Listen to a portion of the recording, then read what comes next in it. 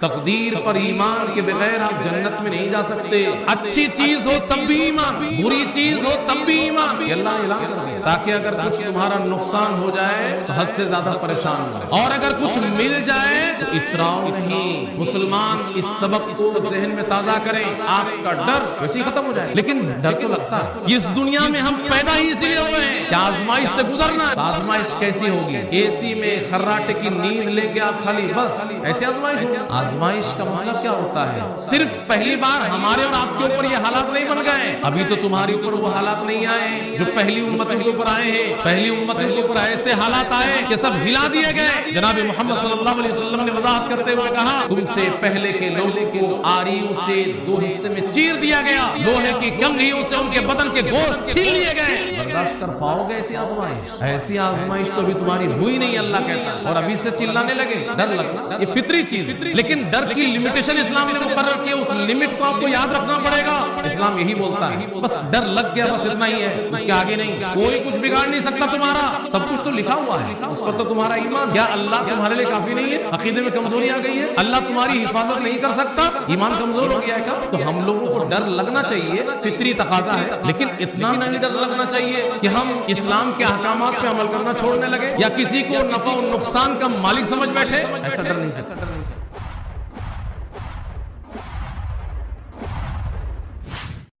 أما بعد فإن خير الحديث كتاب الله وخير الهدي هدي محمد صلى الله عليه وسلم وشر الأمور محدثاتها وكل محدثة بدعة وكل بدعة ضلالة وكل ضلالة في النار. أعوذ بالله السميع العليم من الشيطان الرجيم. بسم الله الرحمن الرحيم. ولا تهنوا ولا تحزنوا وأنتم الأعلون إن كنتم مؤمنين.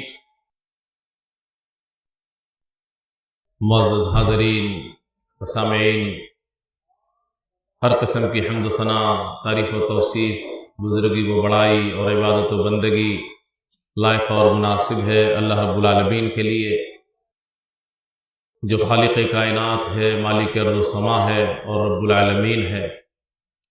اور درود و سلام نازل ہو تمام نبیوں اور رسولوں پر، خاص طور پر آخری رسول جناب محمد صلی اللہ علیہ وسلم پر بے شمار درود و سلام نازل ہو. اللہم صلی علیہ وبارک وسلم. اللہ رب العالمین کا بڑا فضل و احسان ہے کہ اللہ رب العالمین نے 2 سال کی محرومی کے بعد ہم سب کو عید الفطر کی نماز اس قدر خوبصورت انداز میں ادا کرنے کا موقع عنایت فرمایا، اور ساتھ ہی ساتھ شکریہ کے حقدار ہیں عیدگاہ کمیٹی کے لوگ کہ ماشاءاللہ انہوں نے عیدگاہ کو بڑا سجایا اور سنوارا ہے. اور آپ کی ذمہ داری ہے کہ آپ عیدگاہ میں زیادہ سے زیادہ تعاون پیش کریں تاکہ آگے بھی کمیٹی کے لوگ آپ کے لیے اچھا سے اچھا انتظام کر سکے. اور اسی کے ساتھ اس خوبصورتی کو مزید خوبصورت بنایا ہے. ذیلی جمعیت کے ذمہ داروں نے باہر کا جو نظارہ ہے یقیناً دیکھنے لائق ہے. ذیلی جمعیت اہل حدیث کانپور نے بھی یقیناً بڑا اچھا رول ادا کیا ہے عیدگاہ کو سجانے اور سنوارنے میں. آپ ذیلی جمعیت کے لیے بھی دعا کریں کہ ذیلی جمعیت زیادہ سے زیادہ دین کا کام کر سکے. آج آپ کے سامنے موجودہ حالات اس پیارے ملک کے پس منظر میں ان حالات کو ذہن میں رکھتے ہوئے آپ کی رہنمائی کی خاطر ایک اہم پیغام دینا چاہتا ہوں. اور موجودہ حالات سے مراد یہ ہے کہ ہمارے اس پیارے ملک کو جس طریقے سے بعض شر پسند اور فرقہ پرست لوگوں کی نظر بد لگ رہی ہے،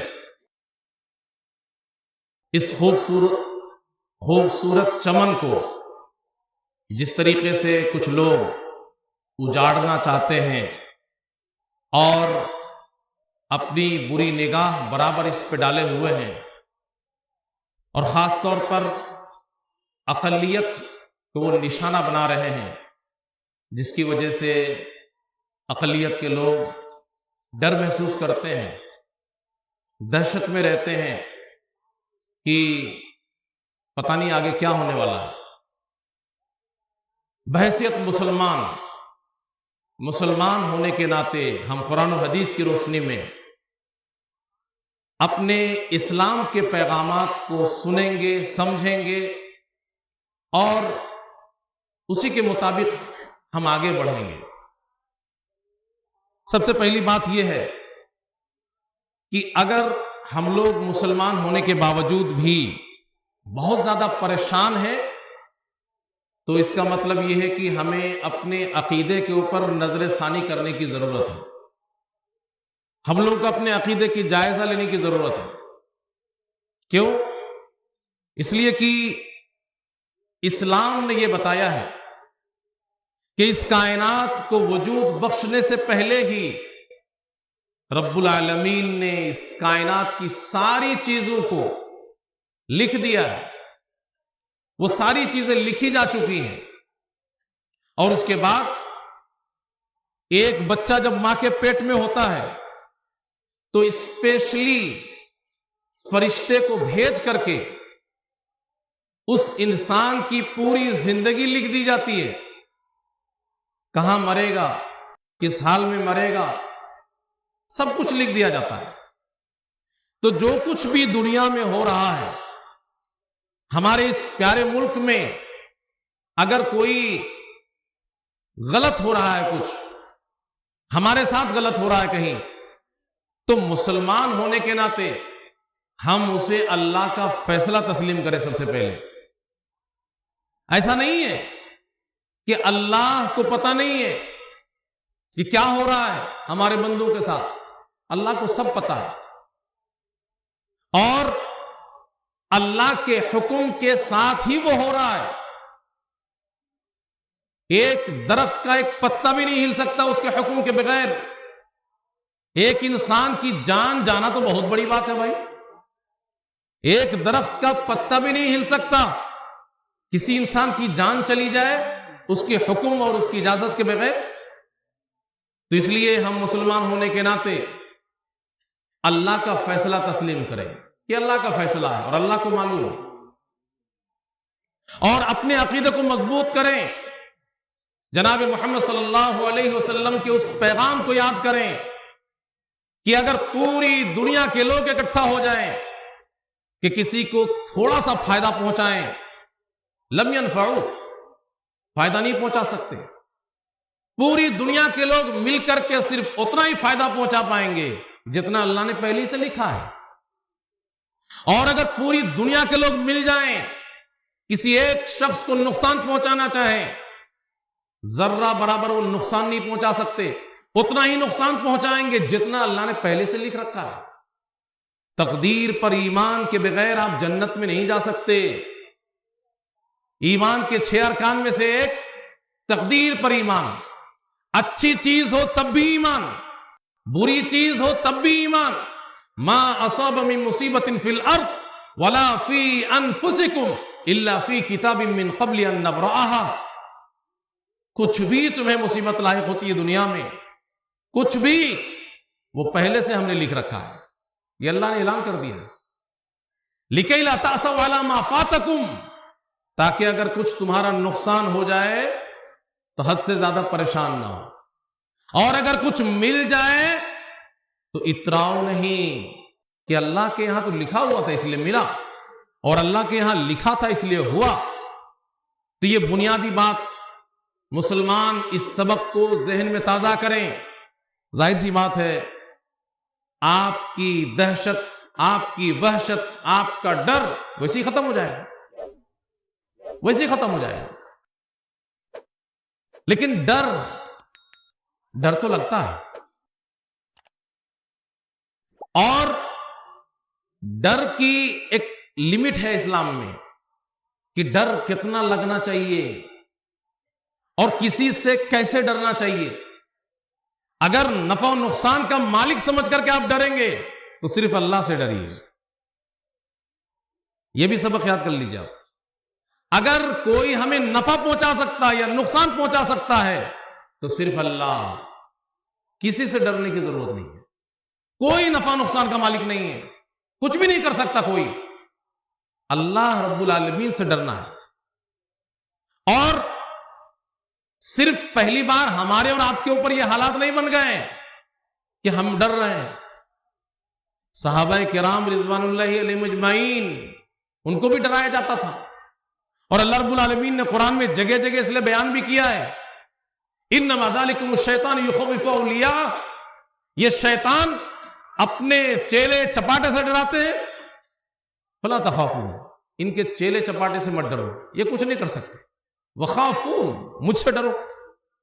کہیں اللہ کہتا ہے فلا تخشوہم واخشون، ان سے مت ڈرو، مجھ سے ڈرو۔ فلا تخشوا الناس واخشون، لوگوں سے نہ ڈرو، مجھ سے ڈرو۔ الیس اللہ بکاف عبدا، کیا اللہ تمہارے لیے کافی نہیں ہے؟ عقیدے میں کمزوری آ گئی ہے، اللہ تمہیں سیکورٹی نہیں دے سکتا، اللہ تمہاری حفاظت نہیں کر سکتا، ایمان کمزور ہو گیا ہے کیا؟ الیس اللہ بکاف عبدا ویخوفونک بالذین من دونہ، اللہ اپنے بندے کے لیے کافی نہیں ہے، یہ اللہ کے علاوہ کسی اور سے ڈرا رہے ہیں۔ تو ہم لوگوں کو ڈر لگنا چاہیے، فطری تقاضا ہے، لیکن اتنا نہیں ڈر لگنا چاہیے کہ ہم اسلام کے احکامات پہ عمل کرنا چھوڑنے لگے، یا کسی کو نفع و نقصان کا مالک سمجھ بیٹھے، موت و حیات کا ذمہ دار سمجھ بیٹھے۔ نہیں، ایسا ڈر نہیں سکتے آپ۔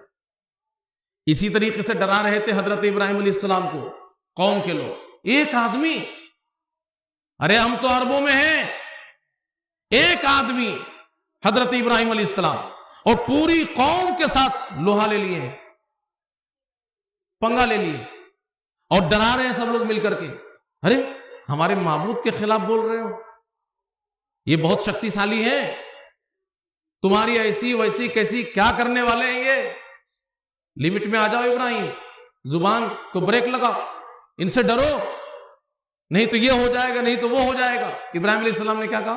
اکیلا ایک آدمی، وَكَيْفَ أَخَافُ مَا أَشْرَكْتُمْ، تمہارے ان شرکا سے میں ڈروں جس کی کوئی دلیل نہیں ہے، جس کی کوئی سند نہیں ہے، جو آتھنٹک نہیں ہے، معتبر نہیں ہے، کن کے پاس طاقت ہے بھی کہ نہیں، کس نے اس کو طاقت دی، یہ تمہارے من کے خیالات ہیں، ان سے میں ڈروں؟ ارے تم ڈرو، کیا اللہ کے ساتھ ان کو شریک بنا رہے ہو؟ تم اللہ کو سمجھتے نہیں، مجھے ڈرنے کے لیے کہتے ہو؟ ایک آدمی۔ حضرت موسیٰ علیہ السلام لاٹھی سے ڈر گئے تھے۔ ڈر لگتا ہے، میں یہ نہیں کہہ رہا ہوں آپ سے کہ ڈر لگنا ہی برا ہے، حضرت موسیٰ علیہ السلام لاٹھی سے ڈر گئے تھے۔ اللہ رب العالمین نے معجزہ دیا لاٹھی، اور کہا کہ موسیٰ اس کو چھوڑ دو زمین میں چھوڑا تو دیکھا کہ لاٹھی ابھی بے جان تھی، حرکت کرنے لگی، ہلنے ڈلنے لگی۔ فلما رآها تہتز کأنها جان، دیکھا کہ لاٹھی ہلنے لگی، لگتا اس میں جان ہے، تو حضرت موسیٰ علیہ السلام کو ڈر لگ گیا، پیٹ پھیر کر کے بھاگے۔ اللہ رب العالمین نے کہا کہ موسیٰ اقبل، آگے بڑھو، ولا تخف، ڈرو نہیں، انک من الآمنین، تم سیف ہو، تمہیں کچھ نہیں ہونے والا ہے، تم ڈرو نہیں۔ اللہ رب العالمین نے موسیٰ علیہ السلام اور ہارون دونوں سے کہا کہ جاؤ فرعون کے پاس جاؤ، فرعون کے پاس جا کر کے میرا پیغام سناؤ۔ تو دونوں نے کیا کہا؟ ربنا اننا نخاف ان یفرط علینا او یطغى، ڈر لگ رہا ہے، فرعون کے پاس جائیں گے تو وہ ہمارا کچھ نہ کچھ نقصان کر دے گا، وہ ہمارے ساتھ کچھ غلط کر دے گا، ڈر لگ رہا ہے۔ موسیٰ علیہ السلام وہیں سے تو بھاگے تھے فرعون کے محل سے۔ اللہ رب العالمین نے کیا کہا کہ اے موسیٰ، میرے نگاہوں کے سامنے رہو گے تم تم ڈرو نہیں، جاؤ، چل دیے۔ تو ڈر لگنا، ابھی اگر سانپ آ جائے تو آپ لوگ بیٹھے ہماری تقریر سنیں گے، جس صف میں سانپ ہو سب بھاگ کھڑے ہوں گے ادھر ادھر، تو ڈر تو لگتا ہے انسان کو۔ ڈر لگنا یہ فطری چیز ہے، لیکن ڈر کی لمیٹیشن اسلام نے مقرر کی ہے، اس لمٹ کو آپ کو یاد رکھنا پڑے گا کہ ڈر لگنا ایک الگ چیز ہے، لیکن کسی سے ڈرا کتنا جائے۔ اسلام یہی بولتا ہے، بس ڈر لگ گیا، بس اتنا ہی ہے، اس کے آگے نہیں۔ کوئی کچھ بگاڑ نہیں سکتا تمہارا، کوئی تمہارا بال بیکا نہیں کر سکتا، کاہے کے لیے ڈر؟ سب کچھ تو لکھا ہوا ہے، اس پر تو تمہارا ایمان ہے۔ ارے موسیٰ علیہ السلام جیسی مظلوم قوم ہم آج نہیں ہے، اور آج ہمارے اوپر کوئی فرعون جیسا ظالم مسلط نہیں ہے، لیکن اللہ رب العالمین نے اس کا بھی جو نقشہ کھینچا ہے اس میں بھی آپ کے لیے عبرت ہے۔ اللہ رب العالمین نے کیا کہا کہ فرعون سے تم لوگوں کو بچایا، موسیٰ علیہ السلام اور بنی اسرائیل کو، اور فرعون بہت برا عذاب دیتا تھا۔ عذاب کیسا دیتا تھا معلوم ہے بھیا؟ یذبحون ابناءکم، بنو اسرائیل کے گھر میں جو بھی بیٹا پیدا ہوتا سب کو ذبح کر دیتا تھا وہ۔ یذبحون ابناءکم، سب بیٹے جتنے پیدا ہو سب کو ذبح کر دیتا تھا۔ وَيَسْتَحْيُونَ نِسَاءَکُمْ، لڑکیوں کو چھوڑ دیتا تھا۔ اللہ آگے کیا بولتا ہے اس کو؟ وَفِي ذَلِكُمْ بَلَاءٌ مِّن رَبِّكُمْ عَظِيمٌ، یہ اللہ کی طرف سے تمہارے لیے بڑی آزمائش تھی۔ تو سب کچھ تو آزمائش ہے ہماری آپ کی زندگی میں۔ اس دنیا میں ہم پیدا ہی اسی لیے ہوئے ہیں کہ آزمائش سے گزرنا ہے۔ احسب الناس ان یترکوا ان یقولوا آمنا وهم لا یفتنون، صرف زبان سے لا الہ الا اللہ کہہ دیا کافی ہے، آزمائے نہیں جاؤ گے۔ تو آزمائش کیسی ہوگی؟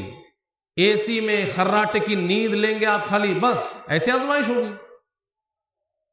آزمائش کا مطلب کیا ہوتا ہے؟ آزمائش کا مطلب قرآن نے بیان کیا ہے، وَلَنَبْلُوَنَّكُمْ بِشَيْءٍ مِّنَ الْخَوْفِ وَالْجُوعِ وَنَقْصٍ مِّنَ الْأَمْوَالِ وَالْأَنفُسِ وَالثَّمَرَاتِ۔ اللہ کہتا ہے ہم آزمائیں گے۔ کیسے آزمائیں گے؟ بھوک مری کا شکار کر دیں گے، کھانے کے لالے پڑ جائیں گے، آزمائش ہوگی۔ اسی طریقے سے مال کم ہو جائیں گے، کاروبار ٹھپ ہو جائے گا، جانیں جائیں گی۔ وَنَقْصٍ مِّنَ الْأَمْوَالِ وَالْأَنفُسِ وَالثَّمَرَاتِ، جانیں بھی جائیں گی، اپنے بچھڑ جائیں گے، تمہارے اپنوں کو مار دیا جائے گا، تمہارا بیٹا چلا جائے گا۔ آزمائش ایسے ہوگی، ہماری منچاہی آزمائش ہوگی کیا؟ تو آزمائش ہوگی۔ ام حسبتم ان تدخلوا الجنہ، تم لوگ سمجھو کہ ایسی جنت مل جائے گی؟ وَلَمَّا يَأْتِكُمْ مَثَلُ الَّذِينَ خَلَوْا مِنْ قَبْلِكُمْ مَسَّتْهُمُ الْبَأْسَاءُ وَالضَّرَّاءُ وَزُلْزِلُوا حَتَّى يَقُولَ الرَّسُولُ وَالَّذِينَ آمَنُوا مَعَهُ مَتَىٰ نَصْرُ اللَّهِ۔ ابھی تو تمہارے اوپر وہ حالات نہیں آئے ہیں جو پہلی امتوں کے اوپر آئے ہیں۔ پہلی امتوں کے اوپر ایسے حالات آئے کہ سب ہلا دیے گئے۔ جناب محمد صلی اللہ علیہ وسلم نے وضاحت کرتے ہوئے کہا کہ تم سے پہلے کے لوگوں کو آریوں سے دو حصے میں چیر دیا گیا، لوہے کی کنگھیوں سے ان کے بدن کے گوشت چھین لیے گئے۔ برداشت کر پاؤ گے ایسی آزمائش؟ ایسی آزمائش تو ابھی تمہاری ہوئی نہیں، اللہ کہتا ہے، اور ابھی سے چلانے لگے۔ وہ لوگ جب پریشان ہو گئے تو رسول اور ایمان والے سب لوگ چلا بیٹھے، اللہ مدد کب آئے گی؟ تو اس لیے موسیٰ علیہ السلام کی مظلوم قوم جیسی ہم مظلوم قوم بھی نہیں ہیں، اور ہمارے اوپر ابھی فرعون جیسا ظالم بھی مسلط نہیں ہے۔ لیکن پھر آپ جب یاد کریں گے اسلام کو تو پتہ چلے گا کہ یہ تو ہمارے ہاتھوں کی کمائی ہے۔ اللہ نے قرآن میں کہہ دیا اس کو بھی، ظہر الفساد فی البر والبحر بما کسبت ایدی الناس۔ اور ہم لوگ ذمہ دار ہیں کہ نہیں ہیں؟ ابھی اگر مجمع میں ہاتھ اٹھانے کے لیے بولا جائے، ہم اپنے گناہوں کو یاد کر کے، شاید ہی کوئی اس مجمع میں ایسا ہو جو کہے کہ میں ذمہ دار نہیں ہوں۔ ہم سب ذمہ دار ہیں، اپنے معاشرے کو ہم دیکھ رہے ہیں کہ مسلمان کہاں جا رہا ہے۔ اگر ہم سچے مسلمان ہو جائیں تو یہ سب آزمائش اپنے آپ ختم ہو جائے گی۔ یہ سب آپ کے پیروں میں آ کے گر پڑیں گے جو آپ کو ترچھی نگاہوں سے دیکھ رہے ہیں۔ آپ کو ضرورت اس بات کی ہے کہ اسلام کا پھول جیسا پیغام ان کو سنائیے تو، ان کو بتائیے تو کہ اسلام کتنا پیارا پیغام اور سندیش دیتا ہے، انسانیت کا مذہب ہے. اذان کو لے کر کے کتنا بوال چل رہا ہے، لیکن آپ اگر ایک غیر مسلم بھائی کو اذان کا صرف ہندی میں ٹرانسلیٹ کر کے بتا دیں گے کہ اذان میں کیا کہا جا رہا ہے، وہ شاید دوبارہ مخالفت کرنا چھوڑ دے. ہم ایشور کی مخالفت میں ہم کھڑے ہو گئے، وہ مخالفت کرنا چھوڑ دیں گے. تو ہم لوگوں نے اپنی ڈیوٹی نبھانا چھوڑ دیا ہے، جس کی وجہ سے یہ پریشانی ہے. تو حضرت موسیٰ علیہ السلام ڈرے، لیکن ایک وقت ایسا بھی آیا کہ موسیٰ علیہ السلام بالکل نہیں ڈر رہے ہیں، اور ہم لوگوں کو بھی ویسا بننا چاہیے. ذرا سی لاٹھی کو دیکھ کر کے موسیٰ علیہ السلام ڈر گئے، لیکن وہی موسیٰ علیہ السلام ہے کہ جب فرعون نے اپنے لاؤ لشکر کے ساتھ موسیٰ علیہ السلام اور بنو اسرائیل کا پیچھا کیا، اور آگے دریا پیچھے دشمن، وہ منظر کتنا بھیانک رہا ہوگا. موسیٰ علیہ السلام کے ساتھیوں نے کیا کہا؟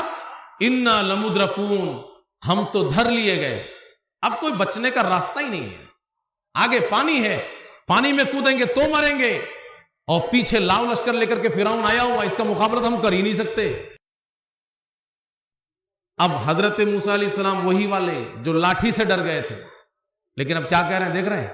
کلا، ہرگز نہیں، ایسا ہے ہی نہیں کہ ہم دھر لیے گئے، بات غلط ہے. ان معی ربی سیہدین، میرے ساتھ میرا رب ہے، ابھی وہ راستہ بتائے گا، وہ راستہ دکھائے گا. بتائیے، سوچ سے باہر، سامنے دریا ہے، پانی ہے، اس میں لشکر کو، بنو اسرائیل کو لے کے اگر موسیٰ علیہ السلام چلتے سب ڈوب مریں گے، اور پیچھے لاؤ لشکر لے کر کے فرعون ساز و سامان کے ساتھ آ گیا ہے، اور یہاں موسیٰ علیہ السلام کو ڈر نہیں لگ رہا ہے. لوگ کہتے ہیں کہ ہم دھر لیے گئے، جیسے کہ ہم لوگ چلا رہے ہیں کہ اب کیا ہوگا، اور ایسا ہوگا ویسا ہوگا. اور حضرت موسیٰ علیہ السلام اطمینان کے ساتھ کیا کہتے ہیں؟ نہیں، ہم دھر نہیں لیے گئے، میرا رب ہے نا میرے ساتھ، راستہ بتائے گا. اور راستہ بتا دیا اللہ نے، اللہ رب العالمین نے راستہ بتایا. ایمان مضبوط کرنا پڑے گا. ابراہیم علیہ السلام کو دیکھیے، فرشتے آتے ہیں، جب آگ جلا دی گئی، ابراہیم علیہ السلام کو آگ میں ڈالنا ہے، فرشتے آ گئے کہ آپ کو ہوا میں اڑا کے لے کے چلے جائیں، یہ لوگ آپ کو پانی پائیں گے، یہ کب آپ کو آگ میں پھینکیں گے. حضرت ابراہیم علیہ السلام کیا بولتے ہیں؟ مجھے ہوا میں اڑ کر کے جانے کی کہیں ضرورت نہیں ہے، میں رب پہ ایمان رکھتا ہوں. ارے اسی رب نے تو آگ کو طاقت دی ہے جلانے کی، اس کی مرضی ہوگی، اس کا حکم ہوگا تو آگ مجھے جلا دے گی، جل جاؤں گا. اور اگر اس رب کی مرضی ہوگی تو آگ کو بھی وہ کہے گا کہ نہیں مت جلاؤ. کتنا اعتماد ہوتا ہے. آگ جلاتی ہے، سب جانتا ہے آگ جلاتی ہے، اور یہاں انتظام بھی ہے کہ فرشتے اڑا کے لے کے چلے جائیں گے. لیکن ابراہیم علیہ السلام کا ایمان دیکھیے، توحید دیکھیے، کرے بچانا ہوگا تو وہ آگ میں بھی بچائے گا، ہوا میں اڑا کے بھگانے کی کیا ضرورت ہے. آگ میں گرا دیے گئے تو اللہ نے تو بچا ہی لیا. اے آگ یا نہ رکونی بردا و سلام علی ابراہیم، ٹھنڈی بھی ہو جا اور سلامتی والی بن جا. اللہ رب العالمین کا بہت بڑا سندیش ہے ہمارے آپ کے نام اور قیامت تک کے لیے. کیا سندیش ہے بھائی؟ اپنا ایمان ٹھیک کرو، پھر تمہیں پریشان ہونے کی ذرہ برابر ضرورت نہیں. ولا تہنوا ولا تحزنوا وانتم الاعلون ان کنتم مؤمنین. غم کرنے کی ضرورت نہیں ہے، پریشان ہونے کی ضرورت نہیں ہے. کیوں؟ ارے سر بلند تو تم ہی رہو گے، تمہارا کون مقابلہ کر پائے گا؟ اوپر والے کے ساتھ تمہارے تعلقات مضبوط ہیں، کوئی نہیں تمہارے سامنے ٹک سکتا. دنیا کی سیادت، قیادت، حکومت سب تمہارے لیے ہے، ہم نے اسی لیے تو بنائی ہی ہے. تم سر بلند رہو. ہاں، ایمان مضبوط رکھنا تبھی. اب ہم لوگ ایمان ہی مضبوط نہیں کر پا رہے ہیں، اس وجہ سے ہمارے ساتھ ذہنی طور پر مسلمانوں کو تیار رہنا چاہیے. جناب محمد صلی اللہ علیہ وسلم کے فرمان کو یاد رکھنا چاہیے. بزدل مت بنو، آپ کسی کے ساتھ غلط مت کرو، لیکن بزدل بننا یہ اچھی چیز نہیں اور اسلام کو پسند نہیں ہے. ڈرے سہمے زندگی مت گزارو. مسلمان شان کے ساتھ جیتا ہے اور مسلمان حق کی لڑائی لڑتا ہے. کسی غیر مسلم بھائی کے ساتھ آپ غلط نہیں کر سکتے کہ ہم اپنے پڑوسی کے ساتھ کچھ غلط کر دیں. نہیں، آپ انصاف سے کام لیجئے، سب کچھ کریے، لیکن اپنا دل مضبوط کر لیجیے. جناب محمد صلی اللہ علیہ وسلم کے اس فرمان کو یاد رکھیے, تازہ رکھیے. دنیا سے جائیے تو عزت کی موت مر کر کے جائیے. اگر کوئی آپ کی جان کے اوپر حملہ کرتا ہے, کوئی آپ کی عزت کے اوپر حملہ کرتا ہے, اور کوئی آپ کی دولت کے اوپر حملہ کرتا ہے, ڈر کر کے بل میں مت گھسو. عزت کی لڑائی لڑ کر کے دنیا سے جاؤ, مقابلہ کرو, دفاع کرو, ڈٹ جاؤ, کھڑے ہو جاؤ. جان جائے گی چلی جائے گی, کوئی بات نہیں ہے, ایک دن تو ویسے بھی جانا ہے. اگر اپنی عزت بچانے کے چکر میں, اپنی دولت بچانے کے چکر میں, اور اپنی جان بچانے کے چکر میں آپ مار دیے گئے, تو آپ کے لیے خوشخبری ہے کہ آپ عزت کی موت مرے ہیں. آپ کو شہید کہا گیا ہے. من قتل دون مالہ فہو شہید, من قتل دون عرضہ فہو شہید. آپ کو شہید کہا گیا ہے. تو ہم کیوں پریشان ہو کر کے زندگی جیئیں؟ لیکن آپ غلط نہیں کریں گے. اسلام کبھی بھی بے لگام ہونے کی ہمیں اجازت ہی نہیں دیتا. ہم آخری دم تک ڈسپلن کے ساتھ زندگی گزاریں گے. مرتے مرتے تک بھی ہم غلط نہیں کر سکتے. کوئی کتنا بھی کچھ غلط کرے, ہم غلط نہیں کر سکتے. لیکن ہم اپنے ایمان کا جائزہ لے کر کے اس کو مضبوط کریں. پھر دیکھیے کہ تصویر کیسے پلٹتی ہے, اور لوگ آپ کے کیسے دیوانہ ہوتے ہیں, اور آپ سے کس قدر وہ محبت کرنے لگتے ہیں. اور یہ پیارا سا اور خوبصورت سا چمن, اور یہ ہمارا پیارا سا ملک کتنی خوبصورتی کے ساتھ آگے بڑھتا ہے. آپ ہی اس کے تقدیر کے مالک بن جائیں گے انشاءاللہ. تو بہرحال ہم یہ کہنا چاہ رہے تھے کہ ہم اپنے عقیدہ توحید کی خبر لیں, اس کو مضبوط کریں, اور ڈر کر کے بالکل نہ جئیں. عزت کے ساتھ جئیں, شان کے ساتھ جئیں, حق کی لڑائی لڑ کر کے زندگی گزاریں. ہر ایک کے ساتھ انصاف کرنے کی کوشش کریں. غیر مسلم بھائیوں کے ساتھ خاص طور پر اچھے اخلاق سے پیش آئیں. ان کے ساتھ معاملات کو اور اچھے بنائیں آپ, تاکہ وہ اسلام کو پہچان سکے, اسلام کے قریب آ سکے کہ اسلام کیا چیز ہے. اور آج خوشی کا دن ہے, بڑا محترم دن ہے. اللہ کے واسطے شروعات یہیں سے کریے آپ اپنے گھر سے. بھائی بھائی سے بول چال بند ہے, باپ بیٹے کا رشتہ بگڑا ہوا ہے. زمانے بھر کا دوست تھا, ذرا سا پیسے کا معاملہ لے کر کے بات چیت بند ہو گئی ہے. بہت سارے معاملات ہیں ہمارے معاشرے میں, ہمارے گھروں میں. یہ اللہ رب العالمین نے آپ کو ایک موقع دیا ہے, آپ پہل کیجئے. اسلام یہ کہتا ہے کہ آپ پہل کیجئے, اللہ کی نگاہ میں آپ بلند ہو جائیں گے. آپ اس کے چکر میں مت رہیے کہ لوگ کیا کہیں گے, وہ سامنے والا کیا سوچے گا, میرا اسٹیٹس کمزور ہو جائے گا. نہیں, اللہ کے یہاں اپنے اسٹیٹس مضبوط کیجئے. یقین جانیے آپ دوسرے کے ساتھ اچھے سے پیش آئیں گے, آپ کو دل میں سکون ملے گا, آپ کو چین کی نیند آئے گی. اس لیے عید کا دن ہے, اس کو اچھی طرح عید کا دن بنائیے. فارمیلٹی نہیں کہ اچھا کپڑا پہن کر کے آ گئے ہیں, ایک مجمع میں بیٹھ گئے ہیں, تقریر سن لیے ہیں, اور گھر میں جا کر کے سوئیاں کھا لیا ہے, خراٹے کی نیند سو رہے, بس عید ہو گئی. نہیں, یہی سب تو موقع ہوتا ہے. اب کب موقع تلاش کریں گے آپ؟ اس موقع میں اپنی دشمنیوں کو ختم نہیں کریں گے تو اب کب کریں گے آپ؟ جائیے اپنے گھروں میں جن سے بھی آپ کے رشتے بگڑے ہوئے ہیں, کیونکہ اس لیے ایک لمحہ کی خبر نہیں ہے. آپ مت سوچئے کہ اگلی عید ملے گی تو ملوں گا. ایک ایک لمحے کا ہم مسافر ہیں. جو لمحہ گزر گیا بس وہ جی لیے. آگے کا سیکنڈ اور آگے کا لمحہ پتہ نہیں کس کو ملنے والا, کس کو نہیں ملنے والا. روز اعلان سن رہے ہیں ہم, لیکن جب آپ کا کوئی خاص قریبی اچانک ایسے چلا جائے گا تو آپ کو احساس ہوگا کہ ہاں ایک لمحے کا مہمان ہے اس میں دنیا میں. تو آپ اس دنیا کی حقیقت کو جانتے بوجھتے نظر انداز کیوں کر رہے ہیں؟ اس کو قبول کیجئے.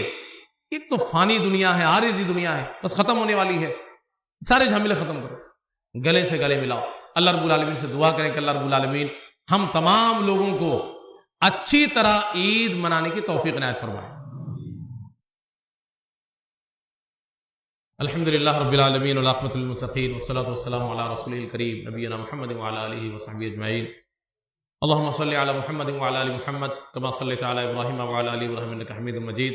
اللهم بارك على محمد وعلى ال محمد كما باركت على ابراهيم وعلى ال ابراهيم انك حميد مجيد. ربنا ظلمنا انفسنا وان لم تغفر لنا وترحمنا لنكونن من الخاسرين. ربنا آتنا في الدنيا حسنة وفي الآخرة حسنة وقنا عذاب النار ربنا اصرف عنا عذاب جهنم إن عذاب جهنم كان غراما ربنا اغفر لي ولوالدي وللمؤمنين يوم يقوم الحساب. اے اللہ، آج خوشی کا دن ہے، ماہ رمضان مبارک مہینہ ہم سے رخصت ہو گیا ہے. اے اللہ، ہم نے جو کچھ بھی ٹوٹا پھوٹا اعمال انجام دے پایا ہم دیے. اے اللہ، ہمارے رمضان کے سارے اعمال کو تو قبول فرما لے. اے اللہ، ماہ رمضان کی بہت سارے لوگوں نے ہم میں سے بے حرمتی کی ہوگی، صحیح طریقے سے اس کو گزار نہیں پائے ہوں گے، بہت سارے لوگوں نے گناہ کا کام کر لیا ہوگا. اے اللہ، ہم تیرے در پہ ہاتھ پھیلائے ہوئے ہیں، جو کچھ بھی گناہ سرزد ہو گیا ہوگا ہم میں سے کسی سے بھی، اے اللہ سب کے گناہوں کو تو معاف فرما دے. اے اللہ، آج خوشی کا موقع ہے، خوشی کا دن ہے، اور اس خوشی کے موقع سے ہم سب اپنی بخشش کے طلبگار ہیں تیرے سامنے. اے اللہ، تو ہم سب کو جہنم سے آزاد کر کے جنت الفردوس میں جگہ عنایت فرما دے. اے اللہ، بہت سارے لوگ پچھلے رمضان ہمارے بیچ میں تھے، اب ہمارے بیچ میں نہیں رہے. اے اللہ، ہم نہیں جانتے وہ کن حالات سے گزر رہے ہیں. اے اللہ، اگر کسی بھی طریقے کی پریشانی ان کے ساتھ ہے، اے اللہ ان کی پریشانی کو دور کر دے. اے اللہ، ان کی قبروں کو تو کشادہ کر دے. اے اللہ، تو نور سے ان کی قبروں کو بھر دے. اے اللہ، تو اپنی رحمتوں کی بارش نازل فرما دے. اے اللہ، آگے والا رمضان ہم میں سے کس کو نصیب ہوگا، کس کو نصیب نہیں ہوگا، ہم نہیں جانتے. اے اللہ، تیرے سامنے ہاتھ پھیلا کے ہم بھیک مانگ رہے ہیں کہ ہم میں سے جو شخص بھی اس دنیا سے رخصت ہو، اے اللہ اس کا خاتمہ بالخیر ہو. اے اللہ، اچھی حالت میں موت آئے. اے اللہ، اس کو توبہ کی توفیق نصیب ہو جائے. اے اللہ، اس کی زبان پہ کلمہ توحید جاری ہو جائے. اے اللہ، آنے والے وقت میں اس دنیا کے اندر امن و امان کو تو بحال کر دے. اے اللہ، کورونا وائرس یا اسی طریقے سے دیگر جو بھی پریشانیاں دنیا جھیل رہی ہے، اے اللہ تو دنیا کو پاک اور صاف کر دے. ہر طرف ہریالی ہو، خوشحالی ہو، امن و امان ہو. اے اللہ، ہمارے اس ملک میں تو امن و امان کی فضا بحال کر دے. اے اللہ، سارے مسلمان بھائی، غیر مسلم بھائی، اکثریتی طبقے کے لوگ، اقلیتی طبقے کے لوگ ایک دوسرے کے ساتھ بھائی بھائی بن کر کے اس ملک میں رہیں، اس خوبصورت سے ملک کو خوبصورت بنا کر کے رکھیں. اے اللہ، کسی بھی انسان کے ساتھ اگر ظلم ہو رہا ہے، اے اللہ تو ظالم کا ہاتھ پکڑ لے. اے اللہ، جن لوگوں کی بری نگاہ ہمارے اس پیارے ملک کے اوپر ہے، جو فرقہ وارانہ فسادات کرانا چاہتے ہیں، جو بھائی کو بھائی سے لڑوانا چاہتے ہیں، اے اللہ تو ان ظالموں کو نیست و نابود کر دے. اے اللہ تو ان ظالموں کو مٹی میں ملا دے، ان کا نام و نشان مٹا دے. اے اللہ، ہم میں سے بہت سارے لوگ بدعمالی کے شکار ہیں، سب کو نیک اعمال کی توفیق نصیب فرما. جو لوگ نماز نہیں پڑھتے، اللہ انہیں نماز پڑھنے کی توفیق عطا فرما. اے اللہ، جو روزہ نہیں رکھتے ماہ مبارک میں، اے اللہ رمضان میں انہیں پورے مہینے میں روزہ رکھنے کی توفیق دے. اے اللہ، جن کے پاس اللہ مال ہے اور وہ دھیان کر کے اپنے مال کی زکوٰۃ نہیں ادا کرتے، اے اللہ وہ بہت بڑے مجرم ہیں. لیکن اللہ تو اس سے دعا کرتے ہیں کہ انہیں تو ہدایت دے، سمجھ دے، وہ اپنی مال کی صحیح سے زکوٰۃ دیا کریں. اے اللہ، مال و دولت اور وسائل کے ہونے کے بعد بھی جو لوگ حج کے سفر پہ نہیں جاتے، اے اللہ انہیں تو حج کے سفر پہ روانہ ہونے کا موقع عنایت فرما دے. اے اللہ، ہم میں سے جو لوگ بھی بیمار چل رہے ہیں، اللہ تو انہیں شفائے کلی عطا فرما. اے اللہ، جو لوگ کسی بھی قرض میں ڈوبے ہوئے ہیں، اے اللہ ان کے قرض کی ادائیگی کا راستہ بنا دے. اے اللہ، جو کسی مہلک مرض میں مبتلا ہو گئے ہیں، اے اللہ انہیں تو شفائے کلی عطا فرما، انہیں اس بیماری سے نجات دے. اے اللہ، ہم میں سے جو لوگ بھی کمزور ہیں، پریشان ہیں، دقت اور پریشانی کی زندگی گزار رہے ہیں، اللہ سب کو تو آسانی سب کے ساتھ فرما دے اور کشادگی فرما دے اور ان کی تمام قسم کی پریشانیوں کو دور فرما دے. اے اللہ، تیرے در پہ پھر ہم ہاتھ پھیلا کے اپنی بخشش کی دعا کر رہے ہیں. اے اللہ، تو اس خوشی کے دن میں ہمیں جہنم سے آزادی اور جنت میں داخلہ کی سرٹیفکیٹ عنایت فرما دے. ہم سب سچے دل سے توبہ کر رہے ہیں، اللہ ہماری توبہ کو تو قبول فرما لے. جس طریقے سے ماہ مبارک رمضان میں ہم عبادتوں کو انجام دیا کرتے تھے، اے اللہ 11 مہینہ بھی ہمیں اسی طریقے سے عبادات کا اہتمام کرنے کی توفیق عنایت فرما. قرآن کریم سے ہمارا رشتہ مضبوط کر دے. اے اللہ، قرآن کی روزانہ تلاوت کی توفیق نصیب فرما، قرآن کریم کو معنی اور مفہوم کے ساتھ پڑھنے کی توفیق عنایت فرما۔ اے اللہ ہمیں اپنی زندگی میں تبدیلی لانے کی توفیق عنایت فرما۔ اللہ رب العالمین تو ہماری دعاؤں کو قبول فرما لے۔ ان اللہ و ملائکتہ یصلون علی النبی یا ایھا الذین آمنوا صلوا علیہ وسلموا تسلیما۔ اللهم صل على محمد وعلى آل محمد كما صليت على إبراهيم وعلى آل إبراهيم إنك حميد مجيد. اللهم بارك على محمد وعلى آل محمد كما باركت على إبراهيم وعلى آل إبراهيم إنك حميد مجيد. عباد الله رحمكم الله، إن الله يأمر بالعدل والإحسان وإيتاء ذي القربى وينهى عن الفحشاء والمنكر والبغي يعظكم لعلكم تذكرون. سبحان ربك رب العزة عما يصفون وسلام على المرسلين والحمد لله رب العالمين.